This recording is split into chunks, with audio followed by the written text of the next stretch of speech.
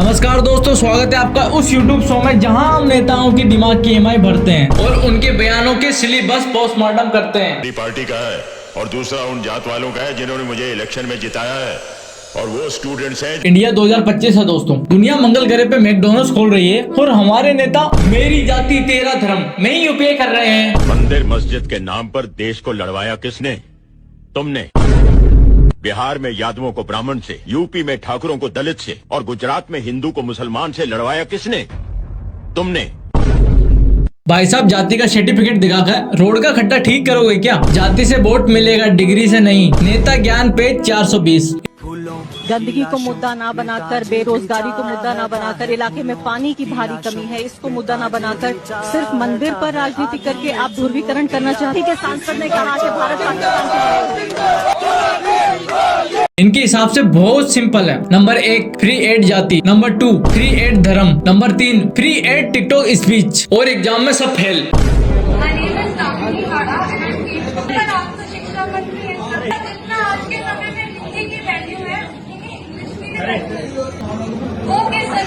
भाई और बहनों, इन नेताओं का एजुकेशन सिस्टम देख के लगता है ऑक्सफोर्ड भी सोचता होगा मैंने क्या बिगाड़ा। जीडीपी का मतलब है गरीब देगा पैसा। अरे भाई, जीडीपी का तो पोस्टमार्टम कर दिया।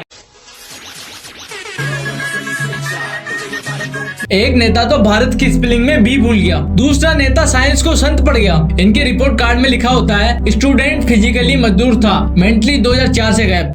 मानेंगे लेकिन अगर करेंगे नहीं तो। भाई लोग, पिछले 75 साल में कितनी एजुकेशन पॉलिसी बदली। 20+ पॉलिसी आई पर रिजल्ट वही। स्टूडेंट कंफ्यूज, नेता अमाउंट। इसमें दिखा रहा है आर के डिजिटल सेंटर नंबर 2 और गेट नंबर 2 और ये मैंने अभी एसएससी की साइट से डाउनलोड किया है। इसमें सेंटर दिखा रहा है Pawan Ganga. On the spot centre change किया है इन लोगों ने, ऑन द स्पॉट। अब मैं वहाँ जा भी नहीं सकती हूँ, इतनी दूर यहाँ से वहाँ तक पहुँचना मेरे लिए इम्पॉसिबल है। जब एग्जाम के पेपर लीक होते हैं तो नेता कहते हैं स्टूडेंट ने बहुत प्रेशर ले लिया। अरे भाई, प्रेशर कुकर है क्या? इनकी पॉलिसी होती है पहले वादा करो, फिर इग्नोर करो, फिर भूल जाओ, फिर दोष दो स्टूडेंट को।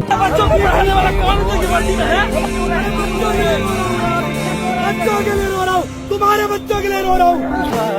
डिजिटल इंडिया के जमाने में हमारे नेता पेपर लिख के वाईफाई से चला रहे हैं एजुकेशन सिस्टम। चाइना में एजुकेशन सिस्टम एक जैसा है, इंडिया में भी अमीर हो या गरीब पढ़ाई एक जैसी होनी चाहिए, मेडिकल एक जैसा होना चाहिए। बट यही दुर्भाग्य है, इंडिया में अमीर की पढ़ाई अलग है, गरीब की पढ़ाई अलग है। जब नेता का बेटा फेल हो तो न्यू यूनिवर्सिटी खोल दो, जब गरीब का बेटा टॉप करे तो जांच चालू कर दो। एक्शन सर, प्लीज अग्रीमेंट करवा दीजिए। मैं एग्रीमेंट हो जाएगा, पहले आप आर्टिस्ट को लोकेशन फाइनल कर लीजिए। ये सारा मेंशन करना पड़ेगा ना उसमें। ये सब पहले कर लेना चाहिए था आप लोगों को। आप लोग तो जबरदस्त लापरवाही करते हैं। सर, मैंने पहले ही कहा था इन लोगों से। गरीब अगर अनपढ़ रहेगा तभी तो भेड़ बकरियों की तरह इन नेताओं के इशारों पे चलता रहेगा। और सभी जानते हैं कि यही अनपढ़ लोग इनका वोट बैंक है, जो धर्म और जात के नाम पे वोट देते आए हैं। इसलिए डॉक्टर अम्बेडकर ने 1942 में कहा था, एजुकेट, एजिटेट एंड ऑर्गेनाइज। अब जनता अगर पढ़ लिख गई तो नेताओं के लिए बड़ी समस्या हो जाएगी। नहीं, ऐसे नेताओं को हार्वर्ड बुलाए सिर्फ ये बताने, सर यहाँ भी आप अलाउड नहीं हो। स्टूडेंट बोले रोटी कपड़ा मकान चाहिए, नेता बोले तुम्हारी जाति क्या है पहले ये बताओ। मैं सैयद सादिक हुसैन हूँ। जय जगन्नाथ। बनाई दिया, जय जगन्नाथ।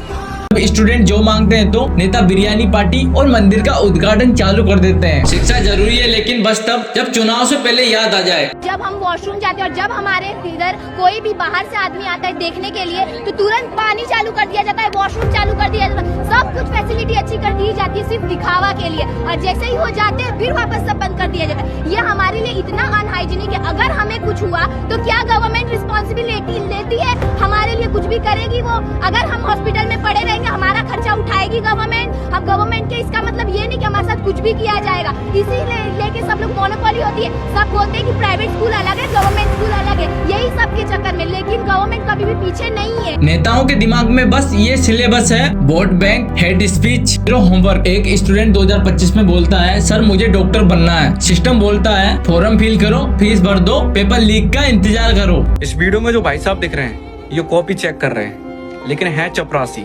प्रोफेसर की तबीयत खराब थी तो कॉपी चेक करने को इन्हें दे दी और ये चेक भी कर रहे हैं। लोगों का करियर इनके हाथ में दे दिया। मतलब कई सारे स्टूडेंट ये फेल करेंगे पास करेंगे ये इनके हाथ में है। ये स्कूल के चपरासी हैं। भाई ये देश डिजिटल हो गया है, पर नेता लोगों के ब्रेन में अब भी CRT मॉनिटर लगा है। इंडिया तब तक सुपर पावर नहीं बनेगा तब तक नेताओं का सिलेबस सिर्फ जाति धर्म और वोट बैंक होगा। हिंदुस्तान में जो मीट खाता है ना, उसको मीट इतना महंगा हो गया है, उसको बेचारे को बड़ा मुश्किल हो गया है। जो मीट खाने वाले लोग हैं बहुत महंगा हो गया है।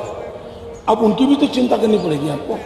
अच्छा, मैं मीट खाने वाले को मैं किस समाज के जोड़ता नहीं हूँ जी, ये मेरा काम नहीं है। लेकिन हिंदुस्तान में किसी को अगर सस्ता गेहूं मिलना चाहिए, सस्ता अनाज मिलना चाहिए, तो सस्ती मछली भी तो मिलनी चाहिए, सस्ता मीट भी तो मिलना चाहिए।